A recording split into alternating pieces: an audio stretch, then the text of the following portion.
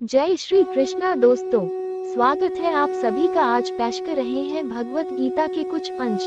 अर्जुन विषद्योग, भगवत गीता अध्याय 1। इस भाग में धृतराष्ट्र संजय से कुरुक्षेत्र में आमने सामने खड़ी सेनाओं के बारे में जानना चाहते हैं और संजय सविस्तार बताते हुए कहते हैं, हे राजन, इस समय दोनों सेनाओं के वीर धर्मभूमि कुरुक्षेत्र में एकत्रित हैं। संजय कहते हैं, हे महाराज, इस समय युवराज दुर्योधन ने व्यूहरचनायुक्त पांडवों की सेना को देखा और द्रोणाचार्य के पास जाकर के कह रहे हैं, हे आचार्य, आपके बुद्धिमान शिष्य द्रुपद पुत्र धृष्टद्युम्न द्वारा व्यूहाकार खड़ी की हुई पांडु पुत्रों की इस बड़ी भारी सेना को देखिए।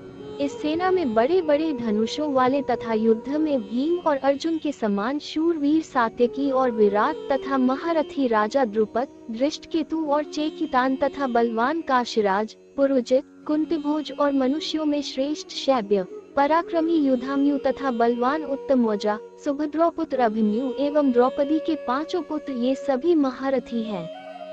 हे ब्राह्मण श्रेष्ठ, अपने पक्ष में भी जो प्रधान है उनको आप समझ लीजिए। आपकी जानकारी के लिए मेरी सेना के जो सेनापति हैं उनको बतलाता हूँ। आप द्रोणाचार्य और पितामह भीष्म तथा कर्ण और संग्राम विजयी कृपाचार्य तथा वैसे ही अश्वत्थामा, विकर्ण और सोमदत्त का पुत्र भूरिश्रवा और भी मेरे लिए जीवन की आशा त्याग देने वाले बहुत से शूरवीर अनेक प्रकार के शस्त्रास्त्रों से सुसज्जित और सब के सब युद्ध में चतुर हैं।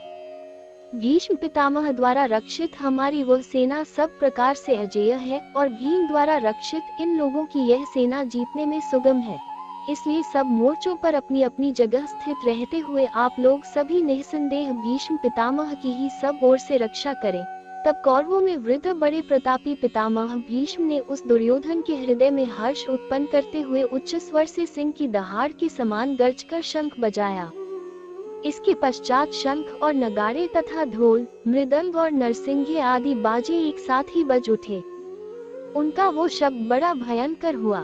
इसके अनंतर सफेद घोड़ों से युक्त उत्तम रथ में बैठे हुए श्री कृष्ण और अर्जुन ने भी अलौकिक शंख बजाए। संजय ने आगे बताया, कृष्ण ने पांचजन्य नामक, अर्जुन ने देवदत्त नामक और भयानक कर्म वाले भीमसेन ने पौंड नामक महाशंख बजाया।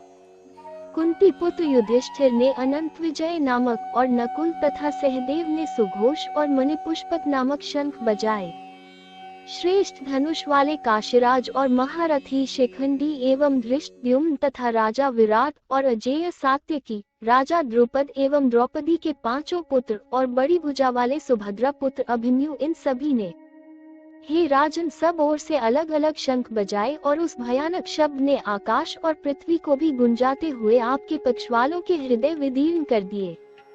हे राजन, इसके बाद कपिध्वज अर्जुन ने मोर्चा बांधकर डटे हुए धृतराष्ट्र संबंधियों को देखकर बस शस्त्र चलने की तैयारी के समय धनुष उठाकर श्री कृष्ण से यह वचन कहा, हे केशव, मेरे रथ को दोनों सेनाओं के बीच में खड़ा कीजिए और जब तक कि मैं युद्ध क्षेत्र में डटे हुए युद्ध के अभिलाषी इन विपक्षी योद्धाओं को भली प्रकार देख न लूं कि इस युद्ध में मुझे किन किन के साथ युद्ध करना है, तब तक उसे खड़ा रखिए। दुर्बुद्धि दुर्योधन के युद्ध में हित चाहने वाले जो राजा यहाँ आए हैं, इन युद्ध करने वालों को मैं देखूंगा।